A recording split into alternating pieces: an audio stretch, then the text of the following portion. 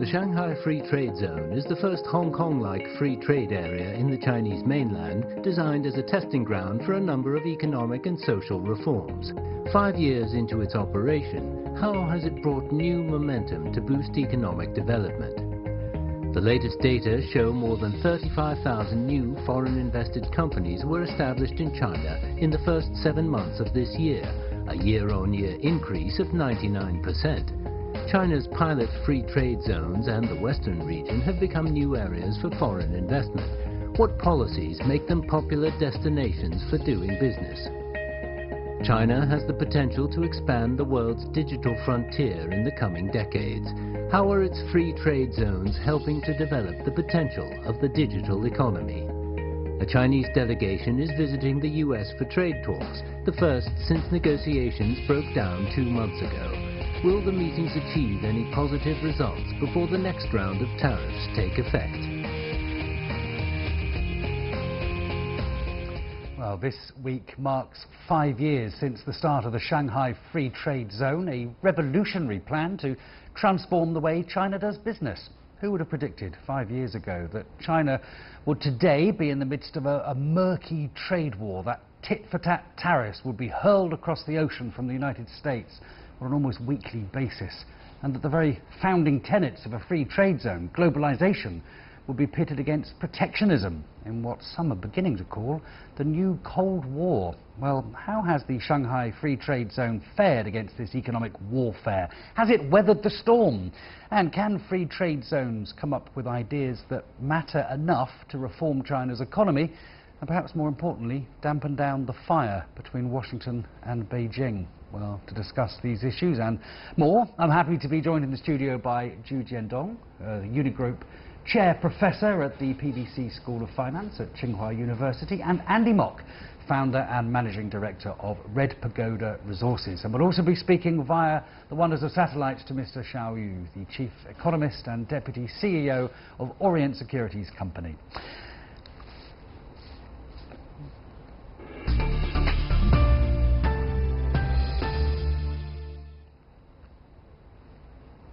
Right, let's start off, if I may, with you, Andy Mok.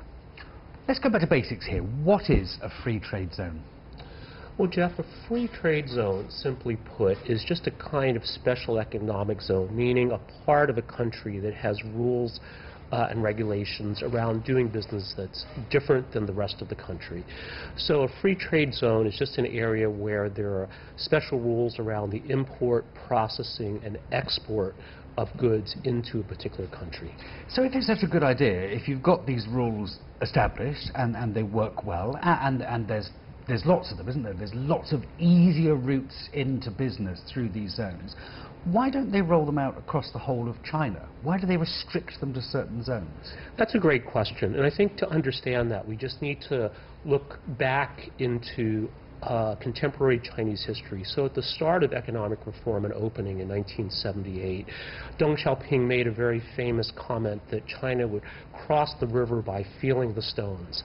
And this was necessary because these kinds of changes, while they seem second nature to people from the US, the UK, other countries that are familiar with market economies, are actually very radical changes. So it's a smart thing to do them incrementally, step by step. Take a step, learn, adapt, take the next step. So this is a test. It's a test to see how this works. Let's bring in Xiao Yu, if you may. Your company, Orient Securities Company, you operate within the Shanghai FTZ. What's it like for you? Has the zone helped you in your day-to-day business? Yes, because we are an investment bank, so we just want to more freely trade and outflow and the inflow of the capital flow. Okay, but we already see a lot of progress already made. For example, the FT zone already set up something like the FTU, free trade unit, which you can, through this kind of system, you can freely investment overseas, and you can absorb the overseas investment into the free trade zone, so you can do the business and investment more freely than before. Zhu Jiandong, I can see very easily what's in it for foreign companies, and part of the whole reason for setting up these zones is to persuade foreign companies to invest in China and to set up home in China? I mean, it's easier to set up a company for a start, that the paperwork is nowhere near as intense if they do it in a free trade zone. Tariff-free imports, cheap storage space of products. They can sell via WeChat. It's all there for them, isn't it? It's all there for the taking. So I can see what's in it for foreign companies, but what's in it for China? Because at the end of the day, when they make their profit in China, it's also easy for them to take their RMB and ship it back abroad. I guess this is the great questions as the first question we discussed. We already have Hong Kong. Hong Kong is a free trade port, a big free trade zone. Why do we need to still set a Shanghai Free Trade Zone in Shanghai? So that's the key difference between Shanghai Free Trade Zone and Hong Kong. Is Shanghai Free Trade Zone is based on mainland China's environment, mainland China's institution, to test the system, the environment which will fit in the mainland China, and then expand to entire mainland China. So that's the different target. So Shanghai Free Trade Zone is a bridge to connect the mainland China, larger mainland China area towards the rest of the world. So that's the one key difference between Hong Kong and the Shanghai Free Trade Zone. You talk about investing to the rest of the world, but the Chinese government is doing everything in its power, as we've said, to encourage companies to come here and to work in China in these zones. Yet at the same time, through the Belt and Road Initiative, it's trying to persuade Chinese companies to go out into the wider world, to set up their store along the belt, the old Silk Road. What do you think that brings China, to have this migration of companies, foreign companies coming in, Chinese companies going out? What does that bring to China, do you think? Well, gradually, the China or Shanghai becomes investment centers, which means there will be the entrepreneurs will come from Shanghai to invest the rest of the world. And then the rest of the world will come to Shanghai and invest into the China. So it is an investment center. It brings foreign investors coming in, and then also it brings capital out. So that naturally reflects the need at this stage. I guess also the interesting question is the openness, besides the self-motivations for China for the reform and openness. The Shanghai Free Trade Zone is also an important step to meet the challenge to the changing environment of the globalizations. That we also needed to remember in mind. The one interesting motivation to set up Shanghai Free Trade Zone is the so-called TTP. It's the initial move by the U.S. to set the so-called Trans-Pacific Partnership Agreement.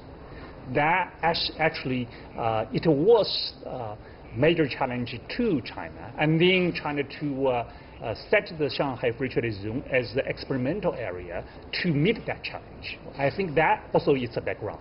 Yes, well, let's look at this. You're saying that it's a test. In fact, all three of you have referred to this as a test. Xiao Yu, I'll ask you if I may.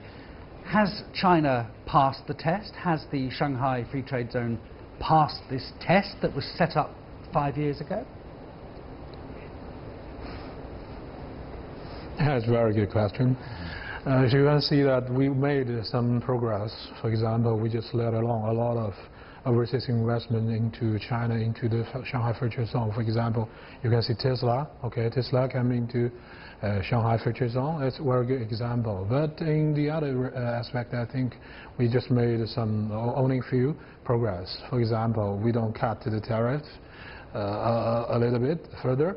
And we can see that because in this kind of circle, I mean the dollar circle, we have still very strong control on the capital account. So basically, you know, the free trade zone is all about freedom. Okay, you let the free trade, free investment, free in and out of the money, but it's not so. It's not definitely not the case nowadays. So we're expecting more, actually. Yeah. Andy Mock, looking at the way that it's structured, that these free trade zones are structured. Yes, it's about free trade. Yes, it's about making business as easy as possible. But we're also seeing rules coming into this, legislation coming into this, ways of practicing business that need to be upheld within that community, which sounds in a way like a burgeoning EU. That's how that started, wasn't it? It started off as a free trade, and then suddenly all these other things are coming into it. Well, I think there's a degree of that, but I think the difference between the EU is that the EU is to create one integrated economic entity amongst different countries, whereas I think the free trade zones are meant to be areas that are portals or entry points that will allow China to benefit from the gains from trade, from international trade, from specialization. So certain countries are better at some things than other countries. And this was, I think, the primary motivation. And one way we could see is another metric of how successful the Shanghai Free Trade Zone has been is that a lot of the policies that were initially rolled out are now being expanded nationwide. So I think from a national policy-making perspective, that's probably the most important metric. Of course, companies need to make money. Talented people from around the world should be attracted to places like the Shanghai Free Trade Zone. But I think the most important consideration from the Chinese government's perspective is this something that can be applied more broadly? And it seems the answer clearly is yes. When it comes to policy, of course, there couldn't be anything more different to what's coming out of America at the moment. This whole protectionism movement that's coming out of America couldn't be more different to this, could it? Absolutely, absolutely. China is opening up, and I think it seems that the U.S. is pursuing more of a go-it-alone strategy. How do the other free trade zones compare to this? Because now, of course, we see them dotted all over the country, Tianjin being the latest example. How do they compare to the mother of all free trade zones, if you like, Shanghai? There are three functions in these free trade zones. One is trade, free trade. Second of all is investment. The investment basically, the policy are two. One is so-called negative list. For any field which are not in the list are free to invest for the foreign investors. And the same treatment between domestic investors and the foreign investors. Third, most important thing, is the financial market openness in Shanghai Free Trade Zones. Besides the financial market openness for Shanghai Free Trade Zones, all other free trade zones are similar to for these first two functions, free trade and the investment. Okay, last word to Xiaoyu, if you may, because you actually work in the Shanghai Free Trade Zone. So you are surrounded by other businesses that are in the same situation as you are. They're all benefiting from the same advantages. They're all geographically in the same place. What does that bring to the general mood there? Is it a positive place to work? Is there an energy around it? Yeah, I think yes. The answer is very clear. For example, you can see that actually at the very beginning, the free trade zone is pretty limited just to the airport area and to the port area. But nowadays, you can see the Lujiazui, I mean the whole financial area, and the Zhangjiang, which is an innovation center. We all combined this four sectors together to form a very big free trade zone. So we can see now we already see some chemistry between the financial industry and the real industry and the innovation area. So you can see that it's pretty innovative, and you can see that a lot of resources from the financial sector, you can channel these resources to the real economy. It's so important. And the most important thing is you already, Professor Zhu already mentioned, that is we just open a lot of channel to the overseas investor. For example, the QFII.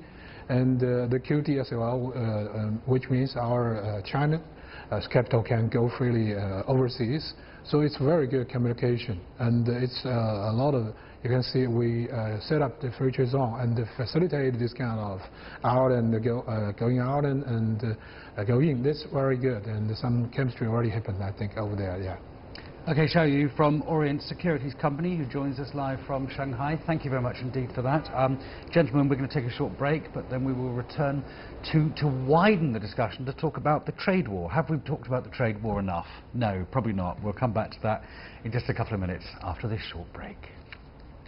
Welcome back. I'm still joined in the studio by Andy Mok and Zhu Jiandong. Thank you, gentlemen, for staying with me. And I'm also joined on the line by Professor Steve Keen from the School of Social and Behavioural Sciences at Kingston University, London. Thank you very much indeed for joining me, sir. So I want to start off in the studio, if I may.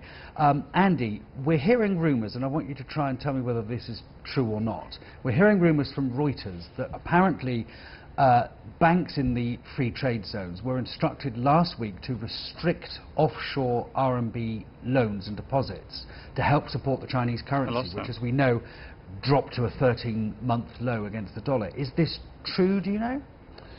Well, I think there's always lots of rumors going around about many different things, and I think, as far as I'm aware, nothing official has been said about this. That being said, I think the government and certainly the PBOC is rightly concerned about where the RMB is going. It plays a vital role not just in domestic economics but international trade and the global economic situation as well.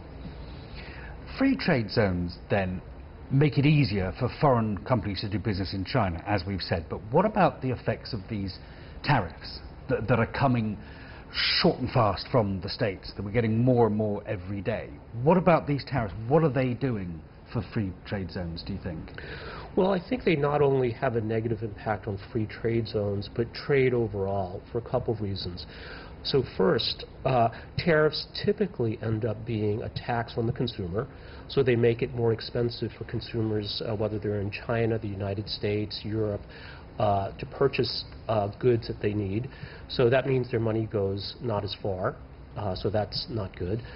But I think what's less appreciated is that tariffs also are economic distortions that have these second and third order effects that many people don't anticipate. And this can be very disruptive to business, and businesses require predictability to thrive.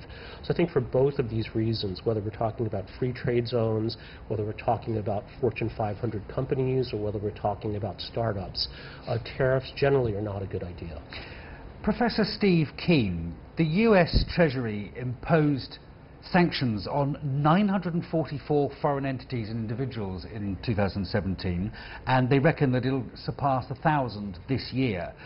This is very much Donald Trump's foreign policy weapon of choice, isn't it? He has a very strong and a very clear modus operandi. He goes in for the assault, he uses words to start with, then he implies sanctions, and then he applies tariffs.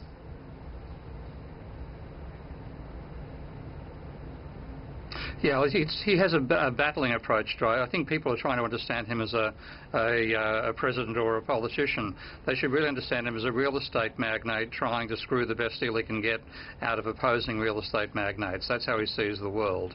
And well, yes, that's really what seems to happen here. He starts with bluster, exactly the same thing, then brings in actual threat and goes backwards after that. Yes, sorry, I was just saying that he does exactly that, doesn't he? He treats everything as a deal. He does.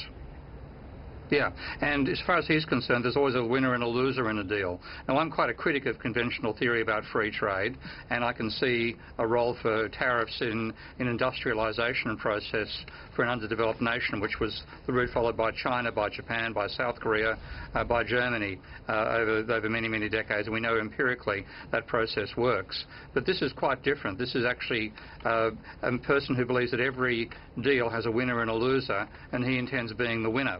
And it's a very destabilizing thing for a multi-sided world.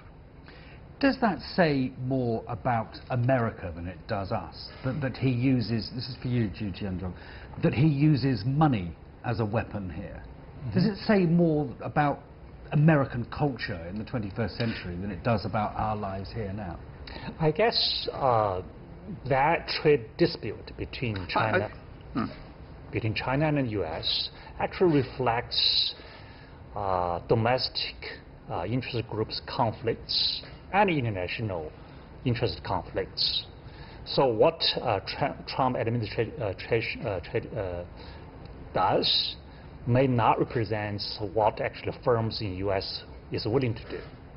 I absolutely agree that tariff wars will hurt both countries. But using money as a weapon, I don't think it works. Because money is made by both countries. Most of trade is between intermediate goods and final goods, between U.S. firms in China. So money hurt what? So so far I certainly do not understand what's the exact targets he really wants. I don't understand.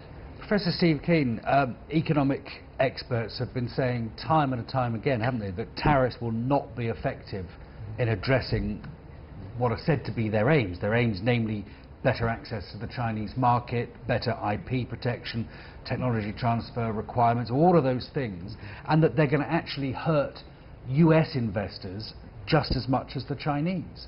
In which case, we're trying to get into his head as a politician. Let's also try to get into his head as a person. What's he trying to achieve? What's his end plan here? Well, I think what Trump's end plan is that the industrialization process that China followed very successfully using its initial free trade zones really have involved a huge amount of both capital transfer and technology transfer from America to China. Now, in that process, Americans didn't give a hoot about what they did to the American working class, whereas the Chinese Communist Party and the Chinese system in general was very concerned about it doing the reverse process being very beneficial to Chinese workers. And then what's actually happened is because America has a circus they call the political system, a democratic system, that ultimately meant that the workers lost their jobs in what we now call the Rust Belt, and they became the constituency that Trump is appealing to. So they were the losers out of globalization, and they're the ones he's mainly appealing to by measures like these tariffs.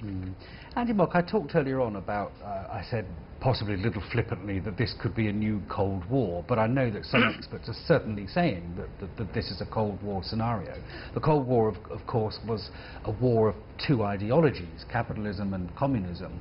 Here, we've again got two ideologies, haven't we? We've got globalization and protectionism, and we've got these two superpowers that are digging their heels in about their ideology, haven't we?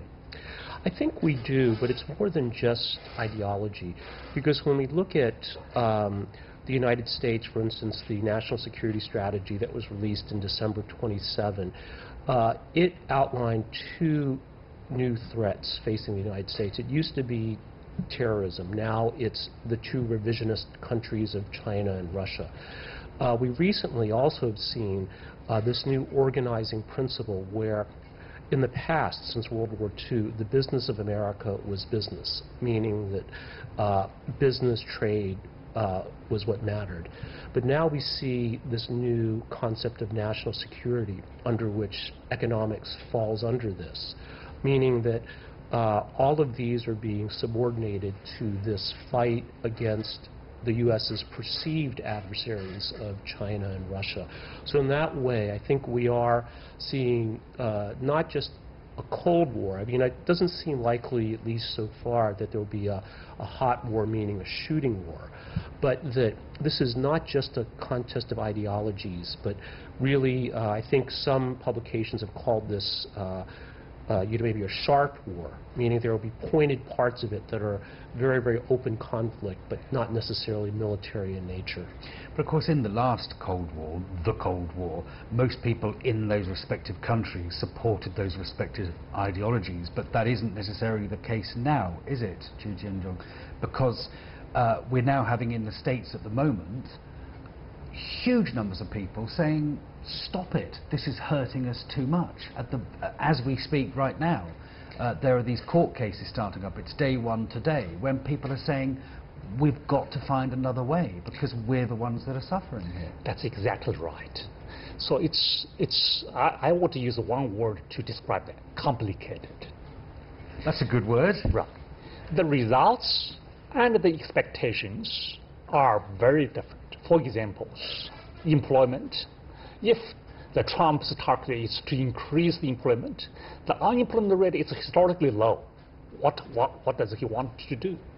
If Mr. Trump wanted to contain China's high-tech industries, the results may be opposite. For example, these several months, China's high-tech industry actually grew pretty fast. Why?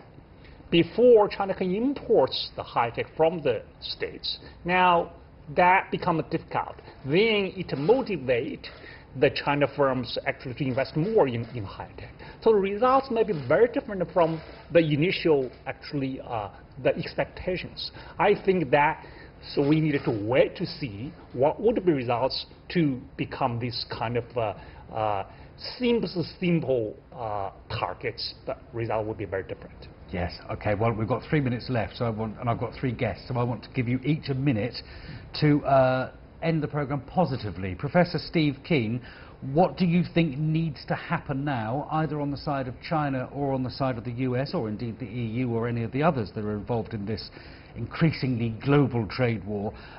What do you think needs to be done now in order to put out the flames?